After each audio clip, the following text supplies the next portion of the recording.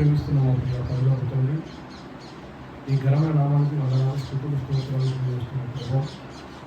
తండ్రి గత పునరుద్ధరణ ఆదివారం తండ్రి, ఈ పునరుద్ధరణ ఆదివారం ప్రభావ మమ్మల్ని అందరినీ ప్రభావ మీ చల్లని విక్రమంలో కాచి కాపాడి కొంచెం ఆయుష్ను ఆరోగ్యాన్ని ఇచ్చి తండ్రి, ఈ పునరుద్ధరణ దినం ఆదివారం ప్రభావ మేమందరం కూడి తండ్రి మేము స్తుతించి మెరుగుపరిచి ఆరాధించడానికి ప్రభావ ఇక్కడ కూడి ఉన్న తండ్రి అయినా వచ్చిన పిల్లలందరూ జ్ఞాపకం చేసుకోండి.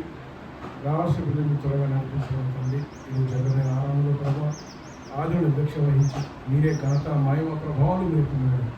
ఆ ప్రభు మా రక్షణ యేసుక్రీస్తు ఘనమైన నామంలో అడిగి ప్రార్థించి వేడుకుంటున్న మా పరలోక తండ్రి. ఆమేన్.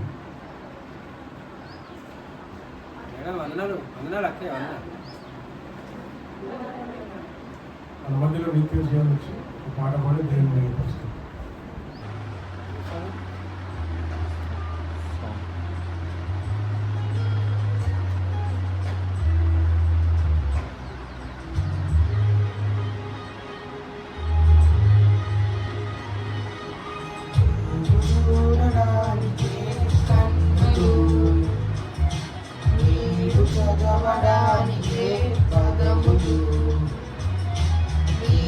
చూడడానికే కన్నులు, నీవు పలుకడానికే స్వరములు. నీలో ఉన్న ఈ కన్నులు నే ద్రాక్ష తీర్చుటకు కాదులే, నే ద్రాక్ష కొరకు దేవుడే ఈ అవయవం చేయలేదులే. నే ద్రాక్ష తండ్రి వలనే పుట్టలేదులే. దుష్టుడే ఆశ చూపి త్రిపుతాడులే, కవ్వకు ఫలములు చూపించి పుట్టించాడు ద్రాక్షలే. నీవు చూడడానికే కన్నులు, నీవు చదవడానికే పదములు. నీవు చూడడానికే కన్నులు, నీవు పలుకడానికే స్వరములు.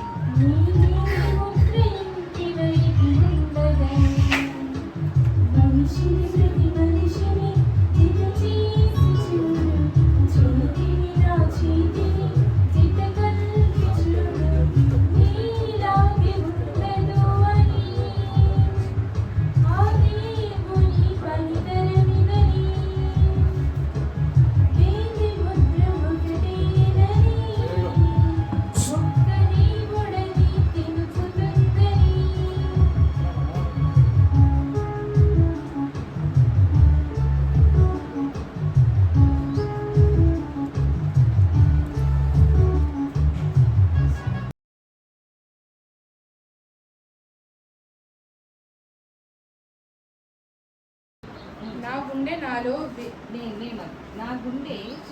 వేదన పడుచున్నది, మరణ భయము నాలో పుట్టుచున్నది. దిగులును వణుకును నాకు కలుగుచున్నవి, మహాభయము నన్ను ముంచివేసెను. అబ్బా, గువ్వవలే నాకు రెక్కలు వేడగా నేను ఎగిరిపోయి నెమ్మదిగా నుండే. త్వరపడి దూరముగా పారిపోయి పెనుగాలిని సుడిగాలిని తప్పించుకొని అరణ్యంలో నివసించి ఉందునే అనుకొంటిని. పట్టణములలో బలాత్కార కలహములను జరుగుట నేను చూచుచున్నాను. ప్రభువా, అట్టి పనులు చేయువారిని నిర్మూలమును చేయుము, వారి నాలుకలు ఛేదించుము. రాత్రి పగలు వారు పట్టణపు ప్రాకారముల మీద తిరుగుచున్నారు, పాపములు చిరుతలను దానిలో జరుగుచున్నవి. దాని మధ్యను నాశన క్రియలను జరుగుచున్నవి, వంచనయు కపటము దాని అంగడి వీధులలో మానక జరుగుచున్నవి. నన్ను దూషించువాడు శత్రువు కాడు, శత్రువు అయిన నేను వాడిని సహింపవచ్చు. నా మీద మిట్టపడువాడు నా యందు పగబట్టిన వాడు కాడు, అట్టివాడైతే నేను దాగి ఉండవచ్చు.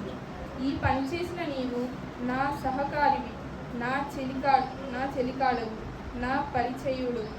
మనము కూడి మధురమైన గోష్ఠి చేసి ఉన్నవారు ఉత్సవమునకు వెళ్ళి సమూహముతో దేవుని మందిరమునకు పోయి ఉన్నవారము.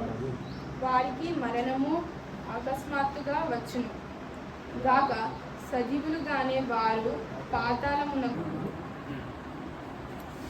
పరలోకమందున్న మా తండ్రి, శ్రేష్టమైన ఉన్నత నామానికి వందనాలు, స్తుతులు, స్తోత్రాలు చెల్లిస్తున్నాం ప్రభువా.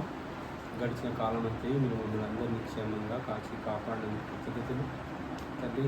మరికొన్ని విలువైనటువంటి సంగతులు మేము ధ్యానిస్తూ ఉండగా తగిన సహాయాన్ని అనుగ్రహించండి అని బైబిల్లో ఉన్న ఎన్నో సంగతులు తండ్రి, శాస్త్రవేత్తలకు కూడా తెలియని విలువైన సంగతులు, పండితులకు తెలియని విలువైన గొప్ప మాటలు బైబిల్లో రాసిపెట్టారు. అందులో కొన్ని సంగతులు మేము ధ్యానిస్తూ ఉండగా సమయోచితమైన జ్ఞానాన్ని మీరు మాకు అనుగ్రహించండి అని మేమందరం మీ విలువైన సంగతులు తెలుసుకోగలిగేటువంటి మనస్సును మీరు మాకు అనుగ్రహించండి అని ఈ కూడిక ద్వారా మీకే మహిమ కలగాలని మనస్ఫూర్తితో కోరుకుంటే ఈ ప్రార్థన యేసుక్రీస్తు వారి పవిత్ర నామమును ప్రార్థించి వేడుకుంటున్నాం తండ్రి, ఆమేన్. క్రీస్తునందు ప్రియమైన సహోదర సహోదరులందరికీ ప్రభు నామంలో వందనములు శుభములు తెలియపరుస్తున్నాను. ఈరోజు ఒక విలువైనటువంటి సంగతిని మనం బైబిల్లో నుండి ఆలోచించేద్దాం. అంశం పేరు మనిషి మనసు మర్మమ్మ. మంచి సంగతి అండి. మనిషి మనసు మర్మమా. మర్మమా అంటే తెలియదా, రహస్యమా అని అర్థం. మనిషి తన మనసును బట్టి తనకున్నటువంటి పేరు ప్రతిష్టలు ఆధారపడతాయి. మనిషి మంచివాడా అని దేని బట్టి అంటాం, లేదా మనిషి చెడ్డవాడా అని దేని బట్టి అంటాం అంటే మనిషి మనసు మంచిగా ఉంటే మనిషి మంచివాడు, మనిషి మనసు చెడిపోతే మనసు చెడ్డవాడు. మంచివాడా చెడ్డవాడా అనే విషయాన్ని నిర్ధారించడానికి యేసుక్రీస్తు కూడా ఒక మంచి ఉదాహరణ చెప్పాడు. ఒక మంచి చెట్టు, ఉదాహరణకి ఒక చెట్టు ఉందనుకోండి, జామ చెట్టు ఉంది. ఈ జామ చెట్టుని చూసి ఇది మంచిదా, తియ్యగా ఉంటుందా, ఇది మంచి ఫలం ఇస్తుందా, లేదా మామూలుగా వగరుంటుందా అని ఒక చెట్టుని చూసి చెప్పలేము మనం. దేని చూసి చెప్తాం? దాని యొక్క ఫలాన్ని చూసి చెప్తాం. అలాగే మంచి చెడ్డదా అని చెప్పుకోవడానికి దాని ఫలం ఏ విధంగా అయితే ఆధారపడుతుందో, మనిషి మంచివాడా లేదా మనిషి చెడ్డవాడా అని చెప్పాలంటే మనిషి మనసును బట్టి ఆధారపడి ఉంటుంది. మనిషి మనసు మంచిదైతే మనిషి మంచివాడు, మనసు చెడిపోతే మనిషి చెడ్డవాడు. కాబట్టి ఈరోజు మనిషి యొక్క మనస్సును గురించి ఆలోచిద్దాం. మనిషి యొక్క మనస్సు ఎలా ఉంటుంది? మనిషి యొక్క మనసు ఇతరులకు తెలుస్తుందా? మనిషి యొక్క మనసు కుటుంబ సభ్యులకు అర్థమవుతుందా? మనిషి యొక్క మనసు భార్యకు కూడా తెలియదు, భార్య మనసు భర్తకు తెలియదు, భర్త మనసు భార్యకు కూడా తెలియదు, పిల్లల మనసు తల్లికి తెలియదు, తల్లి మనసు పిల్లలకు తెలియదు. ఎందుకంటే మనసు మనిషికి మాత్రమే తెలుస్తుంది. ఈ మాట ఎక్కడో కాదు, బైబిల్లో రాసిపెట్టిన అద్భుతమైనటువంటి మాట. కొరింథీయులకు రాసిన మొదటి పత్రిక 2వ అధ్యాయం 11వ వచనం చదువుకుందాం అండి. కొరింథీయులకు రాసిన మొదటి పత్రిక 2వ అధ్యాయం 11వ వచనంలో చూడండి, దేవుడు రాయించిన ఒక అద్భుతమైనటువంటి మాట ఉంది. ఏమనుంది చూద్దాము. ఒక మనిషిని సంగతులు అతనిలోనున్న మనిషాత్మకే గాని మనుషులలో మరి ఎవనికి తెలియను. చూడండి, ఒక మనుషుని యొక్క సంగతులు ఆ మనుషునికి మాత్రమే తెలుస్తాయే తప్ప ఈ ప్రపంచంలో ఉన్నటువంటి మనుషులలో ఎవరికి తెలియదు. ఇది ఫ్యాక్ట్. ఏమంటే మరి భార్యాభర్తలు ఇద్దరం కదా, ఒకటే జీవితం కదండి. అవును, భార్యాభర్తలు ఒకటే జీవితం కావచ్చు, కానీ భార్య మనసు వేరు, భర్త మనసు వేరు. చూడండి, పరధ్యానంగా ఉన్నప్పుడు అలాగే తదేకంగా ఆలోచిస్తూ ఉంటాం. ఏం ఆలోచిస్తున్నారు అని అంటే సడన్గా వచ్చే సమాధానం ఏంటో తెలుసా అండి? ఏం లేదు అని అంట. ఏం లేదా? అబద్ధం ఆడినావు. అప్పటి వరకు దీర్ఘ ఆలోచనలో ఉన్నావే, ఏం ఆలోచిస్తున్నావు ఏమంటాడు? అయ్యి ఏం లేదండి. అందమైన అబద్ధం అది. ఏమీ లేదా, ఏమో ఆలోచిస్తున్నావు కానీ చెప్పడానికి సంకోచిస్తున్నావు. కాబట్టి మనిషి మనస్సు ఎప్పుడు కూడా ఖాళీగా ఉండదు. చూడండి, పరిపరి విధాలుగా ఆలోచిస్తూనే ఉంటుందండి. మనిషి మనస్సు ఒక్క దగ్గర స్థిరంగా ఉండదండి. చూడండి, గుడికి వచ్చినా కూడా మనసు గుళ్ళోనే ఉంటుంది అనుకుంటే పొరపాటు. మన వాళ్ళు ఏమంటారండి, అందుకనే చెప్పులు ఎక్కడ చిత్తం ఎక్కడ చెప్పుకుంటారు. చూడండి, అంటే మనం గుడికి వచ్చినా కూడా మనసు చూడండి ఎక్కడెక్కడో ఆలోచిస్తుంటుంది. ఇంట్లో ఉన్నటువంటి వస్తువుల మీద తిరుగుతూ ఉంటుంది. మరెక్కడో కేంద్రీకృతమై ఉంటుంది. బాడీ మాత్రం present. Body present, mind absent. ఎందుకది? మరి బాడీ ఇక్కడే ఉంది కదా, మనసు కూడా ఇక్కడే ఉండాలి కదా. బాడీ ఇక్కడే ఉంది కానీ మనసు ఎక్కడో ఉంటుంది. కాబట్టి మనసు ఒక్క దగ్గర స్థిమితంగా ఉండదండి. మనసు ఎప్పుడు కూడా స్థిమితంగా ఉండదు, పరిపరి విధాలుగా ఆలోచిస్తూనే ఉంటుంది. ఉదాహరణకి నేను ఈ విషయం చెప్తున్నప్పుడు మీరు ఆలోచిస్తున్నారేమో, ఒక్క మాట చెప్తున్నప్పుడు మాట వింటారు కానీ మరిన్ని దీనికి ఆలోచనలు మీరు ఆలోచిస్తూనే ఉంటారు. ఫ్యాక్ట్ ఇది. వింటారు, చెప్తున్నటువంటి మాట మీ మనసులో మీ చెవుల్లోకి వెళ్తుంది, కానీ ఈ మాట విన్న వెంటనే మరికొన్ని ఆలోచనలు అదనంగా మీ ఆలోచనలకు జోడిస్తారు, కలుస్తాయి. అనేక ఆలోచనలు కొడుతూ ఉంటాయి. కాబట్టి మనసును పట్టుకోగలరా? మనిషిని పట్టుకోగలరేమో కానీ మనసును పట్టుకోగలరా? కాబట్టి మనిషి యొక్క మనస్సును పట్టుకోవడం చాలా కష్టం అండి. మనిషి మనస్సును పట్టుకోవడం చాలా కష్టం. ఎందుకంటే మనిషి యొక్క మనస్సు తనకు తప్ప ఇంకెవరికి తెలియదు. దేవుడు చెప్తున్నటువంటి మాట, వ్రాయించినటువంటి మాట. తప్పు చేస్తారు. కొంతమంది నేరగాళ్ళు ఉంటారు చూడండి. నేరస్తులు తప్పు చేసిన తర్వాత ఒప్పుకుంటారా? ఒప్పుకోరు. ఒప్పుకోకుంటే పోలీసులు తనదైన శైలిలో ఒప్పిస్తారు. ఏం చేస్తారు చూడండి, ఒప్పుకోకుంటే 3rd డిగ్రీ ప్రవేశపెడతారట. 3rd degree. అప్పుడు ఏం చేస్తారు? మరి వీళ్ళు చెప్తారా? మళ్ళీ ఏ వ్యక్తి అయితే నేరం చేశారో ఆ వ్యక్తి మాత్రమే చెప్పాలి. తన నోటు కూడానే చెప్పిస్తారు. ఎందుకు? తనకు తప్ప ఎవరు తెలియదు, పనిష్మెంట్ ఇచ్చేవారికి కూడా తెలియదు. మళ్ళీ ఆ నిజం చెప్పాలంటే ఎవరు చెప్పాలండి? ఆ ముద్దాయే చెప్పాలి, ఆ నేరస్తుడే చెప్పాలి. కాబట్టి మనుషుల్లో ఉన్నటువంటి ఆలోచనలు ఒక మనిషికి మాత్రమే తెలుసు, ఇంకెవరికి తెలియవు. ఇది సత్యం. అయితే కొన్ని విలువైనటువంటి మాటలు మనం బైబిల్లో చూద్దామండి. మనసు యొక్క మజిలీలు, మనిషి యొక్క మనసు చేసే విపరీత పోకడల గురించి మనం ఆలోచిద్దామండి. పరిపరి విధాలుగా మనసు తిరుగుతూనే ఉంటుంది. ఆ మనసు చేసే లీలలు ఇంత అంతా కాదండి. చూద్దాం ఒకసారి బైబిల్లో ఒక మంచి మాటలు చూద్దాం. ఏమనుందో చూద్దామా? సామెతల గ్రంథం 14వ అధ్యాయం 12వ వచనం. సామెతల గ్రంథం 14వ అధ్యాయం 12వ వచనంలో ఒక వ్యక్తిని గురించి దేవుడు ఏమని రాయిస్తున్నాడు చూడండి. సమాజంలో ఉన్నటువంటి వ్యక్తుల మనస్తత్వం ఎలా ఉంటుందో చెప్తున్నాడండి. మనిషి మనస్తత్వాన్ని గురించి మనస్తత్వ శాస్త్రవేత్తలు చెప్తారు, కానీ మనిషిలో ఉన్నటువంటి అంతరంగంలో దాగి ఉన్నటువంటి రహస్యాలను మాత్రం శాస్త్రవేత్తలు చెప్పలేదు.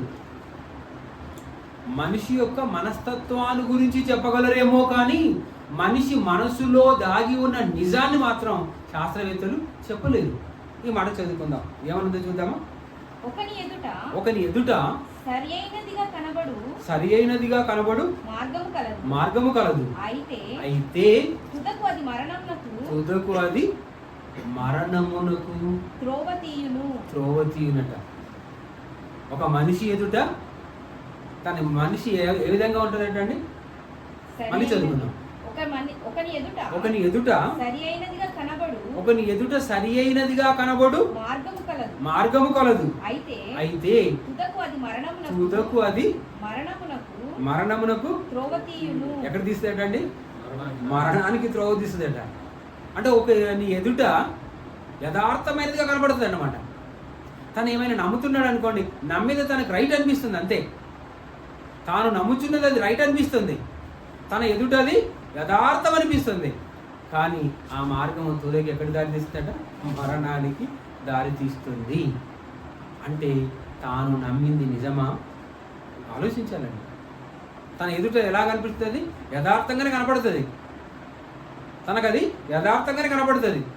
కానీ చివరికి అది ఎక్కడికి దారి తీస్తుందంటే మరణానికి దారి తీస్తుంది. ఎగ్జాంపుల్ చూడండి, ఒక ఎగ్జాంపుల్. ఇస్కరియోతు యూదా యేసుక్రీస్తు శిష్యులలో ఒక శిష్యుడు. యేసుక్రీస్తుకు ఉన్నటువంటి 12 మంది శిష్యులలో ఒక శిష్యుడు అండి ఇస్కరియోతు యూదా. కానీ తాను ఏం చేశాడంటే యేసుక్రీస్తుని విశ్వసించాడు, జీవ మార్గంలో నడుస్తున్నాడు. ఒకానొక సమయంలో తన ఎదుట ఒక విషయం కనబడిందండి. ఏమనుకున్నాడు తెలుసా? ఎలాగైనా యేసుక్రీస్తుని పట్టియాలని అనుకున్నాడు. ఎందుకు పట్టియాలనుకున్నాడు? 30 వెండి నాణాలకు పట్టియాలనుకున్నాడు. ఈ 30 వెండి నాణాలు తీసుకునేటప్పుడు అతనికి తప్పనిపించిందా? యేసుక్రీస్తుని పట్టించేటప్పుడు తప్పనిపించిందా? యేసుక్రీస్తుని గుర్తుపట్టినప్పుడు తప్పనిపించలేదు, చూయించినప్పుడు తప్పనిపించలేదు, ముద్దు పెట్టినప్పుడు తప్పనిపించలేదండి. ఇక్కడికి అది ఏమనుకున్నాడు? ఇది యథార్థమే అని అనుకున్నాడు. తను అనుకున్నాడు అంతే. తనకు అది యథార్థమే అనిపించింది, తనకు అది బాగానే అనిపించింది, తనకు అది నచ్చింది. 30 వెండి నాణాలను తీసుకొని తను గురువుగారు అయినటువంటి యేసుక్రీస్తుని పట్టియాలని అనుకోవడం, అప్పటికి అది తప్పనిపించుకోలేదు. కానీ చివరికి అది ఏమనిపించిందంటే ఎక్కడికి దారి తీసింది? ఒక సమయం వచ్చిన తర్వాత ఏ 30 వెండి నాణాల మీద మమకారం పెంచుకున్నాడో, ఏ 30 వెండి నాణాల మీద మమకారం పెంచుకొని తను గురువు గారిని అమ్మకానికి పెట్టాడో, ఒక సమయానికి వచ్చిన తర్వాత యథార్థత తెలుసుకున్నాడు, నిజం తెలుసుకొని ఈ వెండి నాణాలు నాకు అవసరం లేదని విసిరి పరేశాడండి. అయ్యో నేను ద్రోహం చేశానని ఏడ్చాడు. చివరికి అతడు ఏమైపోయాడు? అదే సామెతల గ్రంథం 16వ అధ్యాయం 25వ వచనం చదువుకుందాం. సామెతల గ్రంథం 16వ అధ్యాయం 25వ వచనంలో ఏమైందో ఒకసారి చూద్దామండి. ఒకని మార్గము వాని దృష్టికి ఎలా కనపడుతుంది? ఒకని మార్గము ఒకనికి ఎలా కనపడుతుంది? వాని దృష్టికి మాత్రం యథార్థంగా కనపడుతుంది. ఇది నేను వెళ్తున్నటువంటి మార్గం, ఇది రైట్ అనుకుంటాడు అంతే. నేను చేస్తున్నటువంటి ఈ పని రైట్ అనుకుంటాడు అంతే. కానీ అయినను తుదకది ఎక్కడి దారిస్తుందండి? అది మరణమునకు చేరును. నేను చేస్తున్న పని రైట్ అనుకుంటాడు, నేను ఆలోచిస్తున్నది రైట్ అనుకుంటాడు, నేను ఆలోచిస్తున్నది యథార్థం అనుకుంటాడు. అలాగే అనుకున్నాడు యూదా. 30 వెండి నాణాలకు ఆశపడ్డప్పుడు అలాగే అనుకున్నాడు. కానీ చివరికి తన బ్రతికి ఏమైపోయిందండి? మరణానికి దారితీసింది. తాను ఆలోచించినటువంటి ఆలోచనలు చివరికి ఏమైపోయి తాను మరణం చెందడానికి దారితీసేయండి. తనకు తానే ఉరిపోసుకొని చచ్చాడు. ఎందుకు అలా జరిగింది? తను యథార్థం అనుకున్నాడు, అదే కరెక్ట్ అనుకున్నాడు, ఆ మార్గం కరెక్ట్ అనుకున్నాడు. యేసుక్రీస్తును కపటోపాయం చేత ముద్దు పెట్టడం రైట్ అనుకున్నాడు, పట్టియడం రైట్ అనుకున్నాడు. కానీ తర్వాత తెలిసిందండి అది రాంగ్. తర్వాత తెలిసింది అది జీవమార్గాన్ని కాకుండా మరణంలోకి తీసుకుపోయిందని. ఇస్కరియోతు యూదా జీవితం ప్రత్యక్ష సాక్ష్యం. అంటే తన మనసులో ఉన్నటువంటి ఆలోచనలు తనకే తెలుసు. కనుక విషయం ఏంటంటే ఒక అద్భుతమైన సంగతి మనకు చూసుకుందామండి. అదే సామెతల గ్రంథం 16వ అధ్యాయం 2వ వచనం. సామెతల గ్రంథం 16వ అధ్యాయం 2వ వచనం చదువుకుందాం. దాంట్లో దేవుడు ఒక మంచి మాట రాయించాడు. ఏమనుందో చూద్దామా? ఒకరి నడతలన్నీ వాని దృష్టికి నిర్దోషములుగా కనపడతాయండి. ఈరోజు మనకు అనిపిస్తుంది ఇలా దొంగలు ఎందుకు చేస్తున్నారు, మోసగాళ్ళు ఎందుకు మోసం చేస్తున్నారు, చైన్ స్నాకర్స్ ఎందుకు చేస్తున్నారు, బాల నేరస్తులు ఎందుకు అలా నేరాలు చేస్తున్నారు అని మనకు అనిపిస్తుంది. అలాగే చూడండి, సమాజంలో స్మోకర్స్ ఉండాలి, ఎందుకు స్మోక్ చేస్తున్నారు అని మనకు అనిపిస్తుంది. కానీ స్మోక్ చేసేవాడు ఏమనుకుంటాడు? ఆహా ఎంత బాగుంది, చాలా బాగుంది అనుకుంటాడు. మనకి తప్పని తెలియదే. అంటే ఎవరైనా వాళ్ళు చేసినటువంటి ప్రతి పని కూడా ఇది రైట్ అని సమర్థించుకుంటాడు. అదే చెప్తున్నాడు దేవుడు. ఏమంటున్నాడు 16:2లో? ఒకరి నడతలన్నీ వాని దృష్టికి ఆలోచించాలి. వాని దృష్టికి తన నడతలు ఎలా అనిపిస్తాయండి? నిర్దోషములు అనిపిస్తాయండి. నేను రైట్ వేలో వెళ్తున్నాను, నేను కరెక్ట్ వేలో వెళ్తున్నాను అనుకుంటాడు. నేను చేస్తున్నటువంటి పని నిర్దోషమైనదని అనుకుంటాడట, తను అనుకుంటాడు. కానీ యెహోవా ఆత్మలను పరిశోధించును. ఆత్మలను పరిశోధించును. దేవుడు ఏ పని మీద ఉంటాడటండి? దేవుడు ఏ పని మీద ఉంటాడు? ఆత్మలను పరిశోధించుచూ ఉంటాడటండి. మన ఆత్మ గురించి మనకు తెలియదేమో. చూడండి, ఎదుటి వాళ్ళ ఆత్మలు మనకు తెలియదు, ఎదుటి వాళ్ళ మనసు ఏమి ఉందో మనకు తెలియదు. కానీ దేవుడు ఏం చేస్తాడో తెలుసా? ఎదుటి వాళ్ళ మనసు ఎలా ఉందో అని దేవుడు తొంగి చూస్తాడు. నరులను దేవుడు ఏం చేస్తాడు? పరిశీలించి చూస్తున్నాడు. నరుని ముఖము యెహోవా చూడడు అంటే అర్థం ఏంటిది? పై వేషము దేవుడు చూడడు. మరి ఏం చూస్తాడు? నీ మనసు ఎలా ఉంది అని చూస్తాడు. కానుకలు అర్పించేటప్పుడు కూడా కయ్యనే హేబేలు అర్పించినప్పుడు ఏం చూస్తాడండి? కానుకలను చూశాడా? కానుకల వెనకాల వేసిన వ్యక్తుల మనస్సును చూశాడంటే వాళ్ళ మనస్సును చూశాడు. కానుకను అర్పించే మనిషి ఎలా అర్పిస్తున్నాడు? ఆయన మనసు ఎలా ఉంది? నా మీద భక్తితో ఉన్నాడా? సంతోషంగా ఉన్నాడా? సనువుతో ఉన్నాడా? బలవంతంగా ఉన్నాడా? ఇష్టపూర్వకంగా ఇస్తున్నాడా? మనస్ఫూర్తిగా ఇస్తున్నాడా? పూర్ణ హృదయంతో ఇస్తున్నాడా? దేవుడు పరిశీలిస్తాడండి. అందుకే ఉత్సాహంగా ఇచ్చేవారిని దేవుడు ఆశీర్వదిస్తాడు. మనసును చూస్తాడు. ఎలా ఇస్తున్నాడు? ఏమి ఇస్తున్నాడు కాదు, ఎంత ఇస్తున్నాడు కాదు, ఎలా ఇస్తున్నాడు, ఏ మనసుతో ఇస్తున్నాడు. దేవుడు మనస్సును చూస్తాడు. ఎందుకంటే హెబ్రీ రాసిన పత్రిక 4వ అధ్యాయం 13వ వచనం. హెబ్రీ రాసిన పత్రిక 4వ అధ్యాయం 13వ వచనం. మరియు ఆయన దృష్టికి కనబడిన సృష్టము ఏదీ లేదు. మనమెవనికి లెక్క ఒప్ప చెప్పవలసి ఉన్నదో ఆ దేవుని కనులకు సమస్తమును మరుగులేక తేటగా ఉన్నదట. అంటే దేవుని కనులకు ఎలా ఉందటండి? ప్రతి వాని మనస్సు క్లియర్గా కనపడుతుంది. మనం ఫోటో ఇస్తే క్లారిటీ ఉండదేమో, చూడండి, ఫోటో తీస్తే క్లారిటీ ఉండదేమో, వీడియో తీస్తే క్లారిటీ ఉండదేమో, కానీ దేవుడు చూస్తే, ఆయన చూపు పెడితే ఆ చూపులో ఎలా ఉంటుందట అండి? దేవునికి తేటగా కనపడుతుందట. ప్రతి మనిషి మనస్సు ఆయనకు కనపడుతుంది. మనిషిలో ఉన్న మనసు తనకు తప్ప ఎవరికి ఏ మనిషికి కనపడదు. మనుషులకైతే కనపడదు, కానీ మనుషులను కన్న తండ్రికి మాత్రం ఎలా కనపడుతుందట? తేటగా కనపడుతుందట అండి, తేటగా కనపడుతుంది అంటున్నాడు. ఎక్వేరియం చూస్తారు కదా, ఫిషెస్ ఉంటాయి కదా, ఇటు అటు తిరుగుతూ ఉంటాయి, కలర్ఫుల్ ఫిషెస్, రకరకాల ఫిషెస్ తిరుగుతూ ఉంటాయి ఎక్వేరియంలో. ఎలా కనపడతాయి అంటే మనకి ఎలా కనపడతాయి? ఆ చేప ఎటు వెళ్తుంది, మళ్ళీ ఎటు తిరుగుతుంది, ఎలా వెళ్తుంది, అన్నీ కూడా మనకి ఎలా కనపడతాయి? తేటగా కనపడతాయి. అలాగే దేవుని యొక్క కన్నులకు మనుషుల యొక్క మనస్సు ఎలా కనపడుతుంది అంటున్నాడు? తేటగా కనపడుతుంది అంటున్నాడు అండి. తేటగా కనపడుతుంది. దేవునికి తేటగా కనపడుతుంది, మరి మనుషులకు కనపడుతుంది. మన మనసులో దాగి ఉన్నటువంటి ఆలోచనలు పక్క వాళ్ళకి తెలియదు. మన మనసులో దాగి ఉన్నటువంటి ఆలోచనలు ఎదుటి వాళ్ళకి తెలియదు. మన మనసులో దాగి ఉన్నటువంటి ఆలోచనలు మన కుటుంబ సభ్యులకు తెలియదు. కానీ దేవునికి సమస్తము తేటగా తెలుస్తుంది అంటున్నాడు. ఇంకొక విషయం, ఒక మంచి మాట ఆలోచిద్దామండి. సామెతల గ్రంథం 27వ అధ్యాయం 19వ వచనం. సామెతల గ్రంథం 27వ అధ్యాయం 19వ వచనం చదువుకుందామండి.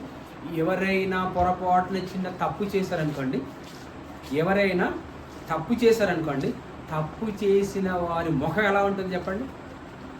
తప్పు చేసిన వారి ముఖం ఎలా ఉంటుంది? ఆనందంగా వెలుగుతుందా? నేరం చేసిన వాళ్ళ ముఖం ఎలా ఉంటుంది? ఆనందంగా వెలుగుతుందా? ఒకవేళ ఆనందంగా వెలిగించాలని ప్రయత్నం చేసినా కూడా ఆ ముఖము కనబడుతుంది. ముఖం వెలగటం, బయటికి వెలగటం ఓ రకంగా ఉంటుంది, కానీ అంతరాత్మలో ఎలా కృంగిపోతున్నావో కనపడుతుందండి. అందుకే సైంటిస్టులు చెప్పారు. ఎవరు? Shakespeare, great England writer, poet Shakespeare ఏమన్నాడు?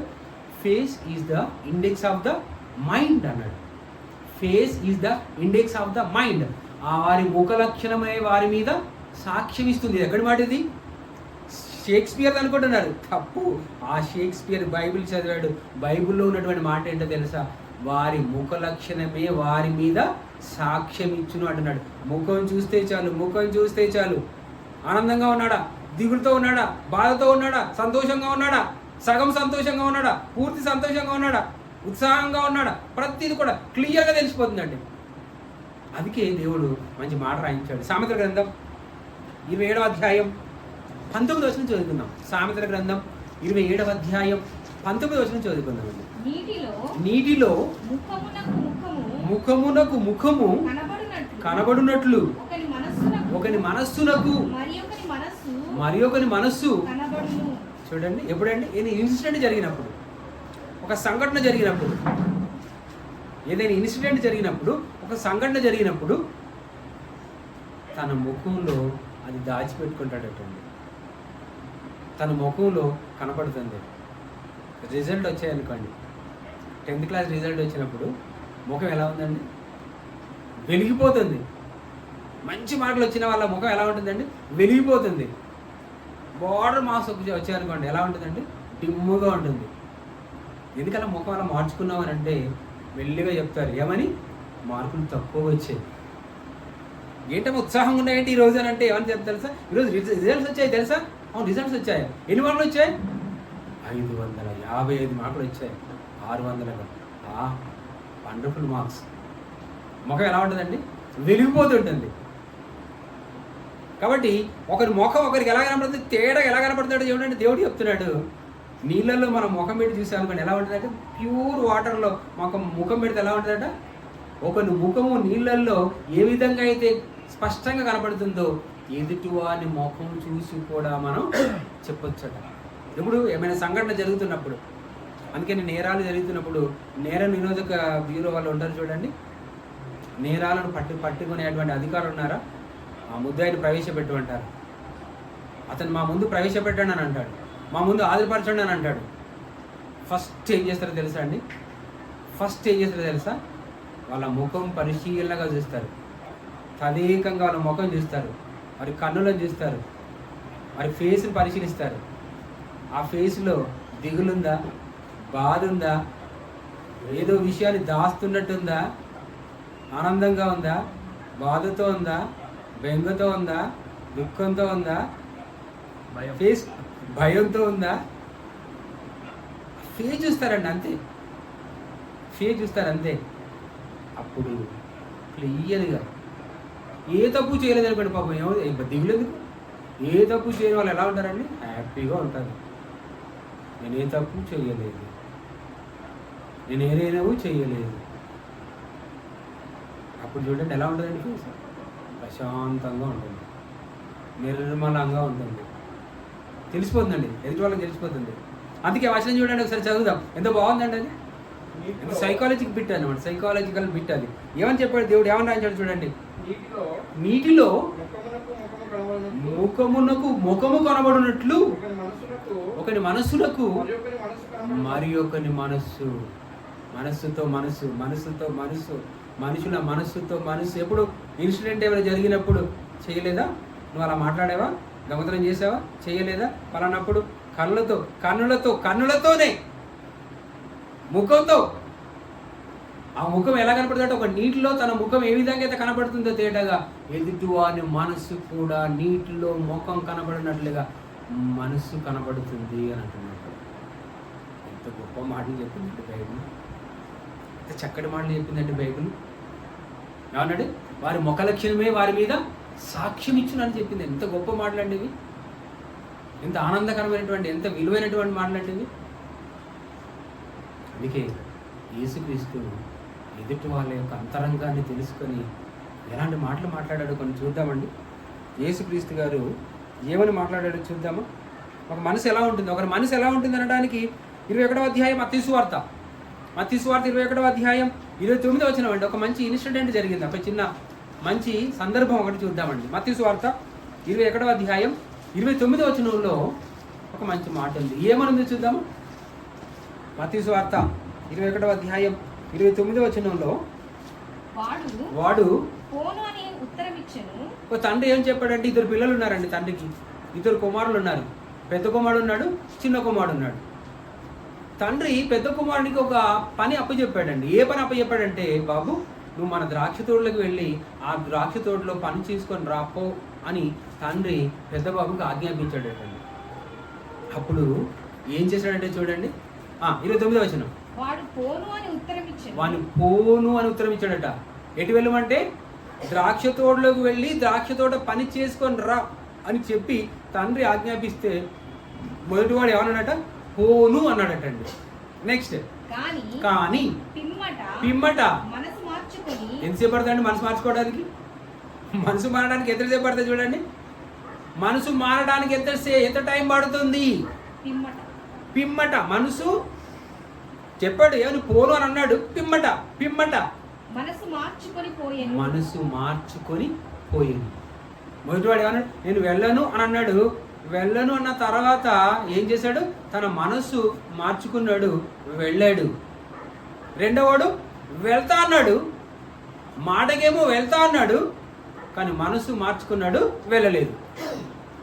చూడండి, మనసు ఏమైపోయింది? మారిపోయింది. మనసు మారిపోద్దా? అవును, మారిపోతుంది. మనసు మారిపోద్దండి. ఎంతలో మారిపోతుంది? ఎప్పుడైనా మారిపోవచ్చు. మనసు మారిపోవడానికి క్షణాలు పట్టొచ్చు. మనిషి మారడానికి క్షణాలు చాలు. శిలువ మీద యేసుక్రీస్తును వేశారండి. శిలువ మీద యేసున్నాడు. కుడి ఎడమల ప్రక్కన ఇద్దరు నేరస్తులు ఉన్నారు. ఆ ఇద్దరు నేరస్తులు కూడా యేసుక్రీస్తుని ఏం చేస్తున్నారు? నిందిస్తున్నారు. యేసుక్రీస్తు యథార్థవంతుడు. ప్రజల పాపాల నిమిత్తము తాను తప్పు చేయకపోయినా ప్రజలు అనుభవించాల్సినటువంటి శిక్షను యేసుప్రభు అనుభవిస్తున్నటువంటి వేళ ఇద్దరు దొంగలు కూడా యేసుప్రభుని ఏం చేశారు? నిందిస్తున్నారు. ఇంతలో ఒక దొంగ ఏం చేశాడు? మనసు మార్చుకున్నాడండి. అంటే మనసు మారడానికి ఎన్ని గంటలు పట్టాలి? మనసు మారడానికి ఎన్ని రోజులు పట్టాలి? మనసు మారడానికి ఎన్ని సంవత్సరాలు పట్టాలి? సంవత్సరాలు అవసరం లేదు, మాసాలు అవసరం లేదు, రోజులు అవసరం లేదు, గంటలు అవసరం లేదు, క్షణాలు చాలు. మనసు అలా మారిపోతుందా? అవును. మనిషి చిన్న వయసులో ఉన్నప్పుడు, శిశువుగా ఉన్నప్పటి నుండి బాలుడుగా మారడానికి సంవత్సరాలు పట్టాలి. బాలుడుగా ఉన్నటువంటి వ్యక్తి యవనావస్థలో రావడానికి సంవత్సరాలు పట్టాలి. యవనావస్థలో ఉన్నటువంటి వ్యక్తి నడి వయసులోకి రావాలంటే సంవత్సరాలు పట్టాలి. నడి వయసులో ఉన్నటువంటి వ్యక్తి వృద్ధాప్యంలోకి రావాలంటే సంవత్సరాలు పట్టాలి. కానీ మనసు మారడానికి సంవత్సరాలు అవసరం లేదు. ఏమన్నాడంటే ఆ దొంగ? ప్రభువా, నీ రాజ్యంతో వచ్చినప్పుడు నన్ను జ్ఞాపకం చేసుకో అన్నాడంటే అప్పటి వరకు ఇద్దరు కూడా నిందించారే. తర్వాత దొంగ ఏం చేశాడు? మనసు మార్చుకున్నాడు. అంటే మనసు మారడానికి ఎన్ని రోజులు కావాలి? చాలామంది ఏమంటారంటే, మాకు బాప్సీ ఇవ్వండి అని అన్నప్పుడు, అని మంచి మనసుతో వచ్చినప్పుడు ఏం చేశానంటే, అంటే నేను ఏం చేయాలి? బాప్సీ ఇవ్వాలి. మనసు మారింది చూడండి. ఎవరు? ఫిలిప్పు సువార్త చెప్పాడు. ఎవరికి? నపుంసకునికి. దారిలోనండి రథం ఎక్కువ అన్నాడు, రథం ఎక్కించుకున్నాడు. రథం ఎక్కించిన తర్వాత యెషయా గ్రంథం చదువుతున్నప్పుడు ఎవరి కోసం అది సందర్భం? తన కోసమా వేరే వరకుల కోసం అని చెప్పినప్పుడు ఫిలిప్పు ఆ లేఖన సారాంశాన్ని బట్టి యేసుక్రీస్తుని గురించిన సువార్త చెప్పాడు. వెంటనే మారిపోయాడు. ఎవరు? నపుంసకుడు. వెంటనే మారిపోయాడు. మార్గంలో వెళ్తుండగానే నీళ్లు కనబడ్డాయి. ఇదిగో నాకు బాప్స్ ఇవ్వడానికి ఆటంకం ఏంటి? ఇదిగో నీళ్లు ఉన్నాయి కదా అన్నాడు. అంటే దారిలోనే మనసు మార్చుకున్నాడు. ఒక మనసు వేగం శరవేగంతో పరిగెడుతుంది, స్పీడ్గా వెళ్తుందండి మనిషి యొక్క మనస్సు. కాబట్టి దేవుడు చెప్పిన విషయాలు ఏంటో తెలుసా? మనిషి తన మనస్సును కాచుకోవాలి. మనిషి తన మనస్సును కంట్రోల్గా ఉంచుకోవాలి. మనసు పరిపరి విధాలుగా ఆలోచిస్తుంది. మనసు పరిపరి కోరికలు కోరుతుంది. మనసు ఎన్నెన్నో చుట్టూ రావాలనుకుంటుంది. మనసు ఎన్నో చూడాలనుకుంటుంది. మనస్సు ఎన్నో అనుభవించాలనుకుంటుందండి. మనిషి ఏం చేయాలి? తన మనస్సును కంట్రోల్లో పెట్టుకోవాలి, అదుపులో పెట్టుకోవాలి. లేకుంటే చాలా ప్రమాదం అండి. అంటే ఎదుటి వాళ్ళ మనస్సును మనం చూడలేమో, మనం పట్టుకోలేమో, కానీ దేవుడు ఎదుటివారి మనసే కాదు, ప్రపంచంలో ఉన్నటువంటి మనుషుల మనస్సందరినీ కూడా దేవుడు చూస్తున్నాడు ఏకకాలంలో. దేవుని యొక్క గొప్పతనం ఏంటో తెలుసా అండి? ఏకకాలంలో భూమి మీద ఉన్న మనుషుల మనస్సును చూడగలిగిన సమర్థుడు దేవుడు. That is the memory power of our God. దేవునికి ఉన్నటువంటి మెమరీ పవర్ అంత పెద్దదండి, అంత గొప్పదండి. ఎప్పుడు చూడండి, ఎన్ని తరాలు ఉన్నాయి. ఆదాము నుండి ఇప్పటి వరకు ఎన్ని తరాలు. ఇన్ని తరాల్లో మనుషులు ఎవరేమేమి చేశారో ప్రతిది కూడా దేవుని దగ్గర డేటా ఉంది. ప్రతిది కూడా డేటా ఉందండి. ఎంత గొప్ప మనసు దేవుంది ఎంత గొప్ప మనసు అండి. అలాగే యేసుక్రీస్తు కూడా ఎంత గొప్ప మనసు తెలుసా అండి. యేసుక్రీస్తుకున్నటువంటి గొప్ప మహాజ్ఞానం చూద్దాం ఒకసారి. యోహాను సువార్త 6వ అధ్యాయం 61వ వచనం. యోహాను సువార్త 6వ అధ్యాయం 61వ వచనంలో రాసిపెట్టినటువంటి మంచి సందర్భాన్ని చూద్దాం. యోహాను సువార్త 6వ అధ్యాయం 61వ వచనం. యేసు తన శిష్యులు దీని గూర్చి కనుగొనుచున్నారని తనకు తానే ఎరిగి. సనుగుకోవడం వినపడదండి. సనగడం అంటే గుసగుసలాటమే వినపడదు. గుసగుస శబ్దం చెప్పినప్పుడు పక్కోళ్ళకి తప్ప ఇంకోరికి వినపడదు. ఇప్పుడు గుసగుస కాదు, ఇప్పుడు ఏంటంటే సనగడం. సనగడం అంటే అర్థం ఏంటి? నోట్లో తనకు తాను మాట్లాడుకోవడం. పేదలతో మనకు మనం అనుకున్నాను, మీకు వినపడుతుందా? నాకు నేను సనుకున్నాడు, మీకు అర్థమవుతుందా? అర్థం కాదు. కానీ యేసు ప్రభుకి ఏమైంది? అర్థమైంది. తన గురించి వారు సనుగుతున్నారని తెలుసుకొని యేసు ఏమంటున్నాడు చూడండి. 61 యోహాను సువార్త 6వ అధ్యాయం 61వ వచనంలో సనుగుకొనుచున్నారని తనకు తానే ఎరిగి. మనకు సాధ్యం అండి. ఎదుటి వాళ్ళ మనసులో మనల్ని ఎలా పొగుడుతున్నారో తెలియదు, తిడుతున్నారో తెలియదు. ఎదుటి వాళ్ళు మన గురించి తిడుతున్నారో తెలియదు, పొగుడుతున్నారో తెలియదు. కానీ యేసుప్రభుకు మాత్రం తెలిసిపోయింది. ఏమని? వాళ్ళు సనుగుతున్నారు. నా విషయంలో సనుగుతున్నారని యేసుప్రభు తెలిసిపోయి వెంటనే ఎలా రిప్లై ఇస్తున్నాడో చూడండి. ఏమంటున్నాడో చూడండి. తనకు తానే ఎరిగి వారితో ఇలా అంటున్నాడు. వారితో ఇలా అంటున్నాడంటే వారు సనుగుతున్నది కూడా యేసయ్యకు తెలిసిందండి. వారు సనుగుతున్నది యేసయ్యకు తెలిసింది. అది యోహాను సువార్త 16వ అధ్యాయం 19వ వచనం. యోహాను సువార్త 16వ అధ్యాయం 19వ వచనంలో మరొక సందర్భాన్ని చూద్దాం. యోహాను సువార్త 16వ అధ్యాయం 19వ వచనం అండి. వారు తనను అడుగగోరుచున్నారని వారు తనను అడుగగోరుచున్నారని యేసు ఎరిగి. అడిగారు అప్పటికి? అడగలేదు. యేసుని ఇంకా వారు అడగలేదు. యేసును వారు అడగగోరుచున్నారని ఎరిగి. అది మనుషులకు సాధ్యం? ఆలోచించండి. మనుషులకు సాధ్యం అండి. మీరు ఏ ప్రశ్న ఇస్తున్నారో తెలియదు, ఏం అడుగుతారో తెలియదు, ఏం ఆలోచిస్తున్నారో తెలియదు. కానీ యేసుక్రీస్తు చూడండి, వారు ఏమి అడగబోచున్నారో ఎరిగి. అది క్రీస్తుకు సాధ్యం. క్రీస్తుకు సాధ్యం.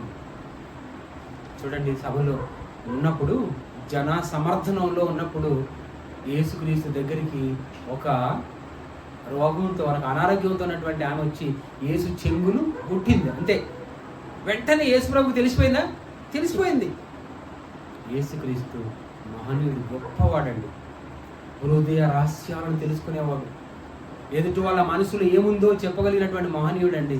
అందుకే ఒక మంచి మాట మత్తయి సువార్త 16:8. మత్తయి సువార్త 16వ అధ్యాయం 8వ వచనం చదువుకున్నాం. మత్తయి సువార్త 16వ అధ్యాయం 8వ వచనం. దేవుడు రాయించిన అద్భుతమైనటువంటి సన్నివేశం, సందర్భం చదువుకుందాం. యేసు అది ఎరిగి అల్ప విశ్వాసులారా. ఏం తెలుసుకున్నాడండి? ఎదుటి వాళ్ళ యొక్క మనస్సును తెలుసుకున్నాడు, మాట్లాడుతున్నాడు. అల్ప విశ్వాసులారా అంటే ఎదుటి వాళ్ళల్లో విశ్వాసం ఉందో లేదో తెలుసుకున్నాడు. మనుషులు తెలుసుకున్నారండి. ఏ స్కానింగ్ మిషన్ ద్వారా తెలుస్తుందా విశ్వాసం ఉందో లేదో? నాలో ఎంత విశ్వాసం ఉంది అని చెప్పగలుగుతారా? మీలో ఎంత విశ్వాసం ఉందో ఏ స్కానింగ్ మిషన్ తోటి తెలుస్తుందా? స్టెథోస్కోప్ తోటి తెలుస్తుందా? ఎక్స్రే తోటి తెలుస్తుందా? స్కానింగ్ మిషన్ తోటి తెలుస్తుందా అండి విశ్వాసం? ఎదుటి వాళ్ళల్లో ఎంత విశ్వాసం ఉందో ఇప్పుడున్నటువంటి ఏ మోడర్న్ అధునాతన ఏ పరికరం కూడా కొలువలేదు. కానీ యేసుక్రీస్తు ఏం చేశాడు? వాళ్ళ విశ్వాసాన్ని పసిగట్టాడు. వాళ్ళ విశ్వాసం లేదని, అల్ప విశ్వాసం ఉందని వాళ్ళు ఏమంటున్నాడు? అల్ప విశ్వాసం ఉందని తెలుసుకున్నాడు. అది యేసుకు సాధ్యం. అది కేవలం యేసుకే సాధ్యం. అందుకే మరొక ప్రాముఖ్యమైనటువంటి మాటను మనం ఆలోచిస్తే బైబిల్లో ఉన్నటువంటి మంచి మాట అండి. ఇర్మియా గ్రంథం 17:9. ఇర్మియా గ్రంథం 17వ అధ్యాయం 9వ వచనంలో దేవుడు రాయించిన అద్భుతమైనటువంటి మనస్తత్వ శాస్త్రవేత్తలకు తెలియని విలువైన సంగతి. ఇర్మియా గ్రంథం 17వ అధ్యాయం 9వ వచనం చదువుకుందాం. ఏమని రాయబడిందో చూద్దాము. హృదయం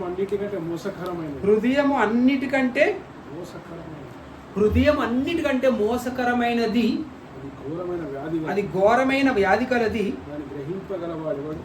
గ్రహింపగలవాడు ఎవడు అని అన్నాడు. హృదయాన్ని ఎవరు గ్రహిస్తారండి? అస్సలు.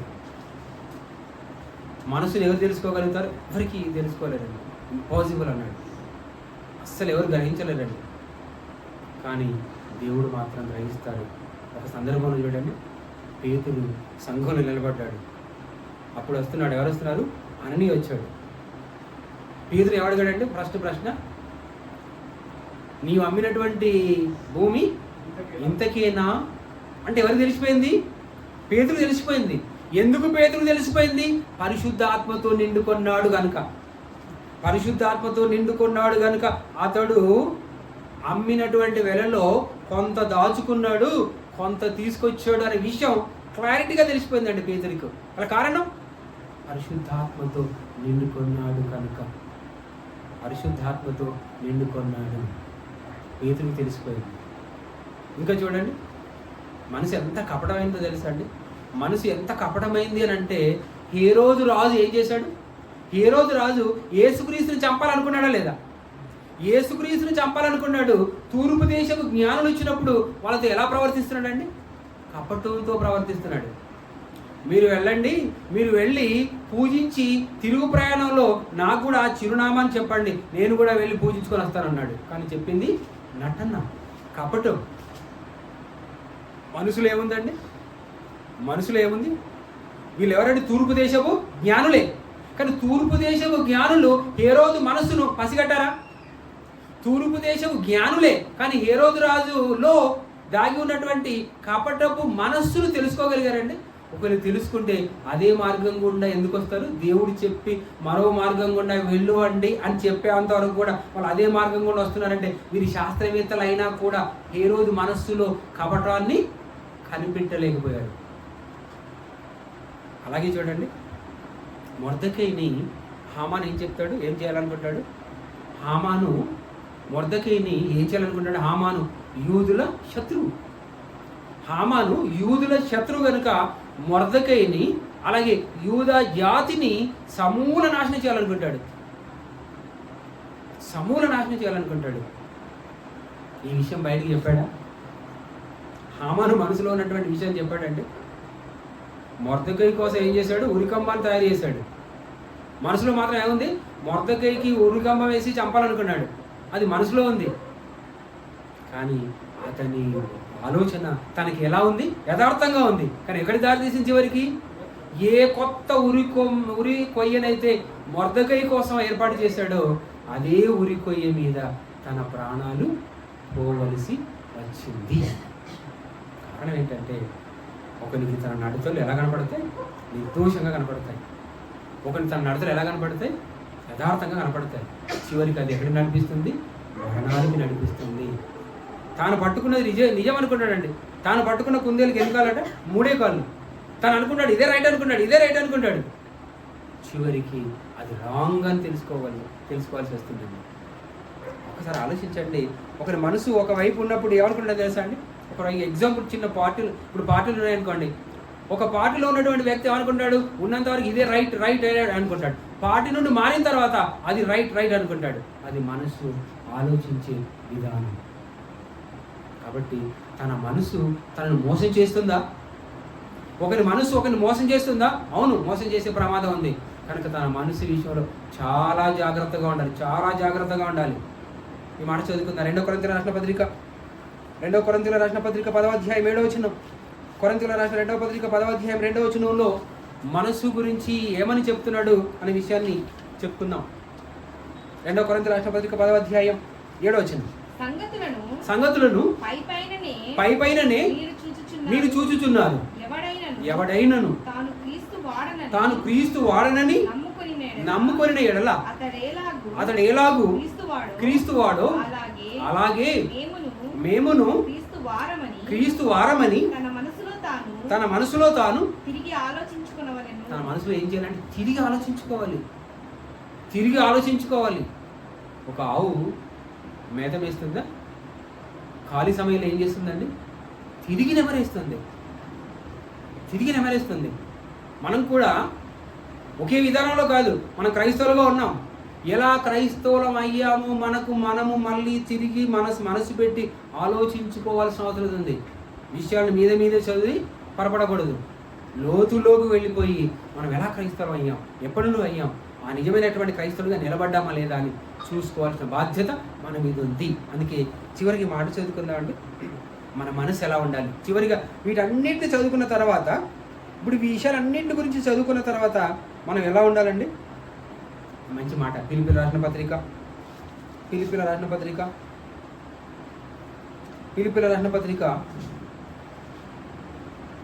దేవుడు రాయించిన అద్భుతమైనటువంటి మాటలండి. 2వ అధ్యాయం 5వ వచనం. ఫిలిప్పీయులకు రాసిన పత్రిక 2వ అధ్యాయం 5వ వచనం. మన మనసు ఎలా ఉండాలి అని చెప్పుకోవడానికంటే ముందుగా అపోస్తలులను చూస్తామండి. నీ మనస్సు దేవుని ఎదుట యథార్థముగా లేదు. ఏమంటాడు? నీ మనసు దేవుని ఎదుట సరి అయినదిగా లేదు అని అంటాడు. అంటే మన మనసు సరి అయినదిగా ఉందో లేదో తెలుసుకోవాలంటే మనం ఏం చేయాలో తెలుసా అండి? మన మనసు సరి అయినదిగా ఉందో లేదో తెలుసుకోవాలంటే దేవుడు చెప్తున్న అద్భుతమైనటువంటి మాట. ఫిలిప్పీయులకు రాసిన పత్రిక ఫిలిప్పీయులకు రాసిన పత్రిక 2వ అధ్యాయం 5వ వచనం చదువుకుందాం. క్రీస్తునకు కలిగిన ఈ మనస్సు మీరును కలిగి ఉండుడి. ఇంత మంచి మనస్సు అండి. క్రీస్తు గురించి ఎలా చెప్పబడింది? క్రీస్తు మనసు ఎలాంటి మనసు? దయాగుణం కలిగిన మనస్సు, జాలి మనస్సు, మంచి మనస్సు, నిర్మలమైన మనస్సు, మంచి ప్రేమించే మనస్సు, సహాయం చేసే మనస్సు, ఆపదలో ఉన్నప్పుడు ఆదుకునే మనస్సు, క్షమించే మనస్సు. తనను చంపుతున్నటువంటి వారిని కూడా యేసుప్రభు ఎవరండి? ప్రభువా వీరు ఏం చేయుచున్నారు, వీరు తెలియదు కనుక వీరిని క్షమించండి. ఎంత గొప్ప మనసు అండి. మనిషి గొప్పవాడని ఎప్పుడు అంటాడో తెలుసా అండి? ఆస్తి అంతస్తులు ఉంటే కాదు. మనిషి ఆస్తి ఉన్నంత మాత్రాన గొప్పవాడు కాదు, అంతస్తులు ఉన్నప్పుడు గొప్పవాడు కాదు, పలుకుబడి ఉంటే గొప్పవాడు కాదండి. మనస్సు ఉంటే గొప్పవాడు. మనస్సున్న మహనీయుడు, మనస్సున్న మహారాజు. యేసుక్రీస్తు మనస్సున్న మహారాజు అండి. నేరం చేసినటువంటి ఒక స్త్రీని తన ముందు నిలబెట్టి రాళ్లతో కొట్టి చంపాలి చట్టం చెప్తుందన్నప్పుడు చట్టాన్ని తిరగరాశాడు. మా మోషే చట్టం ఇతన్ని ఈమెను ఏం చేయమన్నది? రాళ్లతో కొట్టి చంపమనేది అన్నప్పుడు చట్టాన్ని తిరగరాసి ఆమె మీద జాలి చూపించి మరణాపాయంలో ఉన్నటువంటి ఆమెకు మరణ విముక్తి కలుగజేసిన దయామనుడు, జాలి, కనికరం కలిగినటువంటి మహనీయుడండి యేసుక్రీస్తు. మంచి మనస్సు, యేసుక్రీస్తు తండ్రి మనస్సు, యేసుక్రీస్తు దైవ మనస్సు, నిర్దోషమైన మనస్సు, పక్షపాతం లేని మనస్సు, న్యాయమైన మనస్సు, ప్రేమపై ఉన్నటువంటి మనస్సు. అలాంటి మంచి మనస్సును మనం కూడా కలిగి ఉన్నప్పుడు క్రీస్తు వారంగా ఉంటాం, క్రైస్తవులుగా ఉంటాం, ప్రతి వారిని ప్రేమించగలుగుతాం. తమ పర భేదం లేకుండా, మతము అని, దేశమని, ప్రాంతమని ఎలాంటి తేడా లేకుండా అందరినీ సమానంగా ప్రేమించగలిగే మనస్సు క్రీస్తు మనస్సు. అలాంటి మంచి మనస్సును మనం కలిగి ఉంటాం. మీ అందరూ ఒకసారి జ్ఞాపకం చేస్తూ ఈ మాట ఇంతటితో నేను ముగిస్తున్నాను. కళ్ళు కూర్చున్నట్టయితే ప్రార్థన చేసుకున్నామండి. పరలోకమందున్న మా తండ్రి, విశేషమైన ఉన్నత నామానికి వందనాలు, స్తుతులు, స్తోత్రాలు చెల్లిస్తున్నాను ప్రభువా. మనిషిని చూసి చెప్పడం కాదు, మనసుని చూసి చెప్పాలి అని బైబిల్లో మీరు సెలవిచ్చారు తండ్రి. మీ కుమారుడైన యేసుక్రీస్తు గారి మంచి మనస్సును మేము కూడా కలిగి ఉండేలాగా కృప చూపండి. మేమందరం క్రీస్తు మనస్సును కలిగి ఉండేలాగా కృప చూపండి తండ్రి. అందరినీ కూడా ప్రేమించే ఉన్నత మనస్సు ఇవ్వండి, పక్షపాతం లేని మనస్సు ఇవ్వండి, న్యాయమైన మనస్సు ఇవ్వండి తండ్రి. ధర్మమైన మనస్సు, తప్పు లేని మనస్సు, నేరం లేని మనస్సు, అబద్ధమాడని మనస్సు, ఇతరులకు హాని చేయని మనస్సు మేమందరం కలిగి ఉండేలాగా కృప చూపండి. మా చుట్టూ ఉన్నటువంటి సమాజాన్ని మంచి దృష్టితో చూసే మనసు ఇవ్వండి, అందరినీ క్షమించే మనసు ఇవ్వండి, అందరినీ ప్రేమించే మనసు ఇవ్వండి, అందరినీ సహోదరులుగా సహోదరీమణులుగా చూసే మనసు అందరికీ అనుగ్రహించండి అని. ఇక్కడ ప్రతి ఒక్కరిని పేరు పేరున దీవించండి అని. మమ్మల్ని అందరినీ మీ చల్లన రేఖన మాటలకు కాపాడండి. మీ ప్రార్థన మీ కుమారుడు మా ప్రభు యేసుక్రీస్తు వారి పవిత్ర నామంలో ప్రార్థించి వేడుకుంటున్నాము తండ్రి. ఆమేన్. అందరికీ థ్యాంక్ యూ.